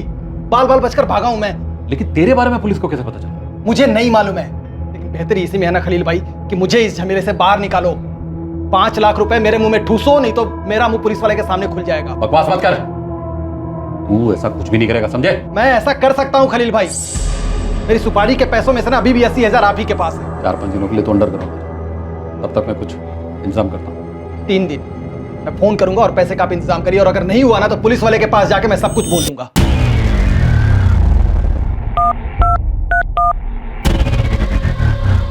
हेलो, खलील बोल रहा हूँ। हाँ, क्या हो रहा खलील? पुलिस अफजल का केस दोबारा खुलवा रही है। धर्मेंद्र को उठाने के लिए उसके घर गई थी, लेकिन वो बच के निकल गया। ये कब हुआ? और पुलिस वालों को धर्मेंद्र के बारे में कैसे पता चला? मुझे कुछ नहीं पता। धर्मेंद्र 3 दिन के लिए अंडरग्राउंड होने को तैयार हो गया, लेकिन बदले में वो 5 लाख रुपए मांग रहा है। अगर पैसे नहीं मिले तो पुलिस के सामने जाकर अपना मुंह खोल देगा। पुलिस मुझ तक भी पहुंच सकती है। खलील, पुलिस तुम तक पहुंचने तो पहुंचने दो, तुम्हें पता है ना कि क्या करना है। और धर्मेंद्र को कहो कि अंडरग्राउंड रहे, जब तक उसे कहा ना जाए बाहर ना निकले, समझे? सर कॉल रिकॉर्ड्स के हिसाब से इस धर्मेंद्र की फोन पर सबसे ज्यादा बात खलील इब्राहिम के साथ हुई है। ये खलील ट्रैवल एजेंसी का मालिक है। सर। हाँ पंकज, ये धर्मेंद्र जो है चाय की टपरी पे काफी बैठता है, और ये टपरी शादाब की दुकान के जस्ट बगल में है। देख लो साहब, कुछ तो कनेक्शन दिखता है। सर पंकज कह रहा है कि शादाब का इस धर्मेंद्र के साथ कोई कनेक्शन हो सकता है। पक्का हो, उठाओ शादाब को। लगता है इस केस की सही क्लोजर रिपोर्ट बनाने का वक्त आ गया। 6 साल धर्मेंद्र मेरे यहाँ ड्राइवर था, फिर उसने 2 साल पहले लोन से टैक्सी खरीदी, मेरी नौकरी छोड़ दी और अभी खुद का बिजनेस चलाता है। तो फिर वो तुम्हें बार बार फोन क्यों लगाता रहता है? वो इसलिए कि वो अपना लोन नहीं चुका पा रहा था, उसे अपनी नौकरी वापस चाहिए। उसे 80,000 वापस चाहिए थे। जी? अफजल के मर्डर की सुपारी के 80,000 बैलेंस। कौन अफजल? कैसा कत्ल? कौन सी सुपारी? और सर ये सब आप मुझे क्यों बोल रहे हैं? सुपारी तुमने दी थी खलील। तुमने कहा धर्मेंद्र ने 2 साल पहले नौकरी छोड़ दी थी। अफजल का मर्डर हुआ 3 साल पहले। उस वक्त धर्मेंद्र तुम्हारी एजेंसी में नौकरी करता था। तब उसके पास खुद की गाड़ी भी नहीं थी। उस हिसाब से तो मर्डर में यूज की गई गाड़ी तुम्हारी रही होगी। नहीं मैडम, ये सही नहीं है। यही सही है। और धर्मेंद्र तुम्हें बार बार फोन उस बैलेंस 80,000 के लिए करता था। सर मुझे लगता है आप मुझे कोई और समझ। ये अफजल कौन है, मैं सच में इसे नहीं जानता। देखिए, आपने जो सवाल किए मैंने उसका सही ईमानदारी से जवाब दिया। अब इसके आगे मैं कुछ नहीं कहना चाहता। मैं बस इतना कहूंगा कि आप लोग मुझ पर बेबुनियाद इल्जाम लगा रहे हैं। ठीक है, जाओ जाओ। हाँ जाओ। खलील, याद रखना, धर्मेंद्र घर से भागा, तुम नहीं भाग पाओगे। बोल। मैं चाय तक नहीं पीता साहब, मुझे कैसे पता कि चाय की टपरी पे कौन धर्मेंद्र आता है? इस आदमी ने अफजल को अपनी गाड़ी के नीचे कुचल दिया। इस आदमी को मैंने अपने दुकान के आसपास देखा है, चाय की टपरी पर, जैसा आप बोल रहे हैं ना साहब। लेकिन इससे मेरा कोई ताल्लुक नहीं है साहब। मेरा यकीन कीजिए, मेरा अफजल के कत्ल से भी कोई ताल्लुक नहीं है साहब। सर कॉल रिकॉर्ड्स के हिसाब से धर्मेंद्र, शादाब और रजिया के बीच कोई फोन कनेक्शन नहीं, एक कॉल भी नहीं। शायद ये शादाब सच बोल रहा है। तो खलील के कॉल रिकॉर्ड्स खंगाल, उसका शादाब, रजिया, अफजल किसी के साथ भी कोई कांटेक्ट नहीं रहा है। तो फिर धर्मेंद्र को सुपारी किसने दी? क्योंकि सुपारी तो दी गई। धर्मेंद्र घर से भागा है और इसने झूठ बोलने की हिम्मत नहीं करेगा। ये अफजल शेख कहाँ का रहने वाला? सो जब उसकी पड़ोसी से बात हो रही थी तो वो बोली सरूनी गांव को बिलोंग करता है। पूरी फैमिली वहीं रहती थी। 8 साल पहले शिफ्ट हुए हैं। इस धर्मेंद्र के लिए तलाश जारी है।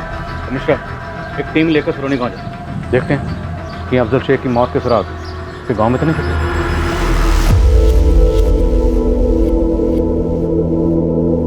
शादाब, मुझसे रहा नहीं जा रहा, मुझे आपसे कुछ पूछना है।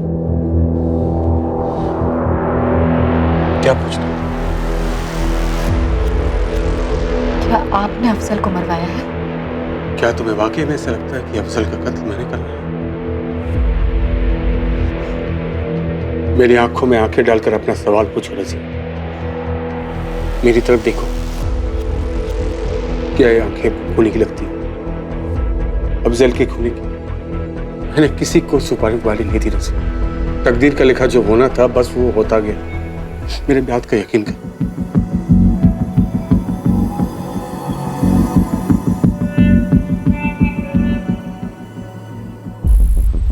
ये ज़मीन जिस पर मैं खेती कर रहा हूँ ये दरअसल अफजल भाई की ही है।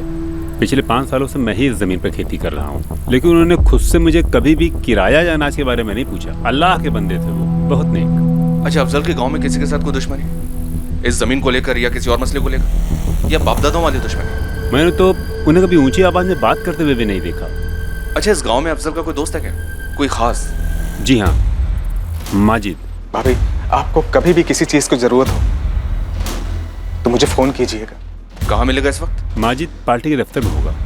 केशव, क्या ये डिजाइन कितनी गलत है।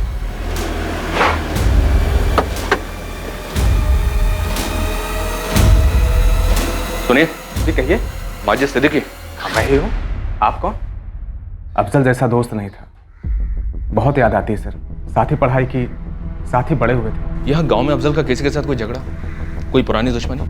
सर अभी तक तो आपको गांव वालों से मालूम पड़ ही गया होगा। मेरा दोस्त बहुत शरीफ बंदा था, लेकिन जबलपुर में कुछ हुआ हो तो वो मुझे नहीं पता।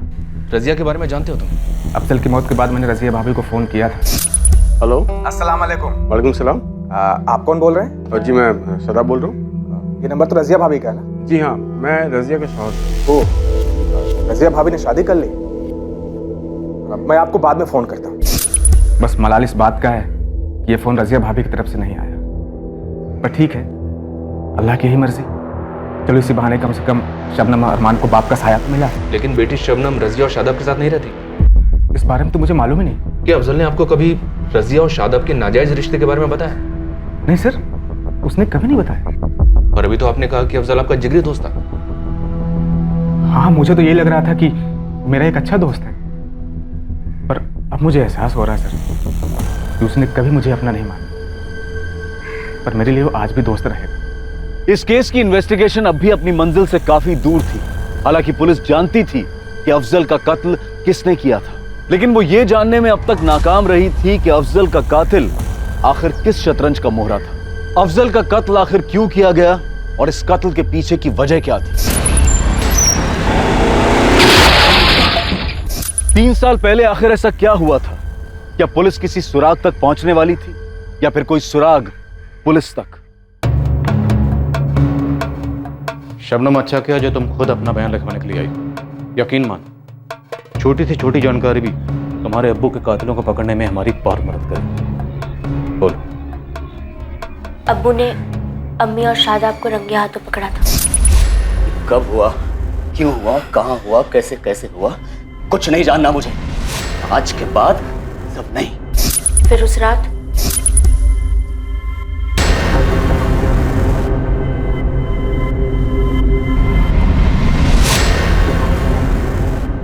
अब्बू को ऐसे रोते हुए मैंने कभी नहीं देखा था। वो इतना प्यार करते थे अम्मी से, और अम्मी ने क्या किया? पहले अफेयर, फिर अब्बू के मौत के बाद शादाब से शादी। अम्मी और शादाब को खुश देखा और उनकी खुशी मुझसे देखी नहीं जाती थी, क्योंकि मुझे लगता है उन्होंने ही अब्बू को हटाया अपने रास्ते से।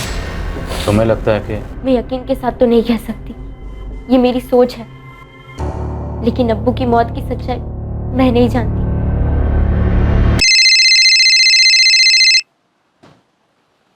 हाँ पंकज, बोल। साहब, आपका बंदा मिल गया। यहाँ इमाम नगर के एक लॉज में छुप के बैठा है। उस पर नजर रख, हमारे।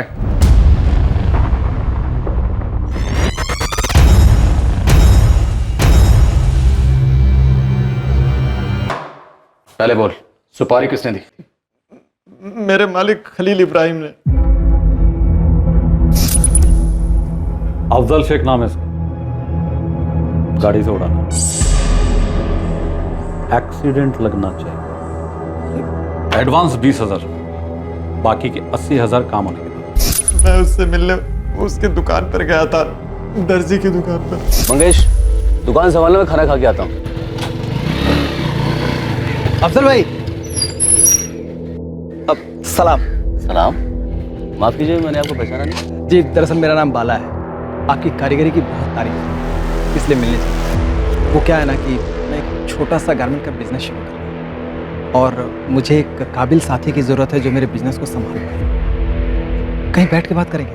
भाई साहब क्या है कि वो मैं भी खाना खाने घर जा रहा था, उसके बाद एक अर्जेंट डिलीवरी है, शाम को मिले। शाम को तो मेरी 4-6 मीटिंग्स हैं, लेट हो जाएगा। अंधेर रात को 10 बजे मिलेंगे। रात को 10 बजे बहुत लेट नहीं हो जाएगा? प्रॉब्लम है? नहीं प्रॉब्लम नहीं है कोई। हाँ तो फिर ठीक है ना, अपना वो जबलपुर बाईपास के पास जो फर्स्ट एग्जिट है ना, वहीं पर मिलते हैं रात को 10 बजे। चलिए ठीक है, फिर 10 बजे मिलते हैं बाईपास।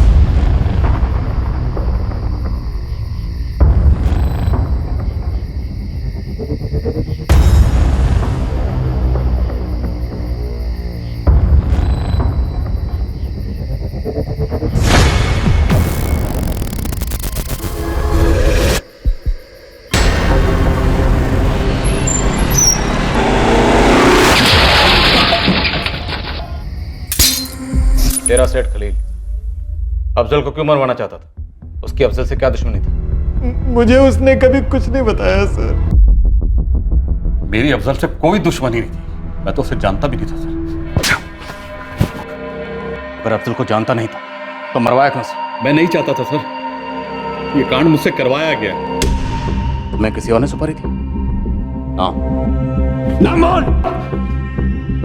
मेरे एक दोस्त ने। कौन दोस्त?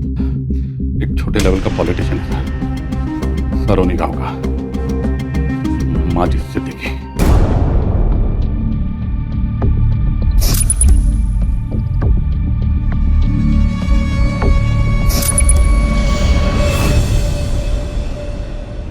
अफजल मेरा सबसे अच्छा दोस्त था, शायद इकलौता। लंगोटिया यार थे सर, हम सब कुछ साथ में करते थे। हमने गांव में किराने की दुकान भी खोली, हमारा धंधा चल निकला। अफजल एक दिन बोला कि वो जिंदगी में कुछ बड़ा करना चाहता है, तो 2011 में वो जबलपुर के लिए चला गया पार्टनरशिप तोड़ के। बिजनेस टूटा, लेकिन हमारी दोस्ती फिर भी कायम थी सर। गांव वाले मिसालें दिया करते थे हमारी दोस्ती की। जबलपुर जाने के बाद भी हम लोग टच में तो थे, लेकिन पहले जैसे नहीं। वाकई अफजल मेरी हिम्मत था सर। अगर अफजल तुम्हारी हिम्मत था तो उसे मरवाया क्यों? रज़िया ने कहा था उसे मरवाने को? नहीं। इलेक्शन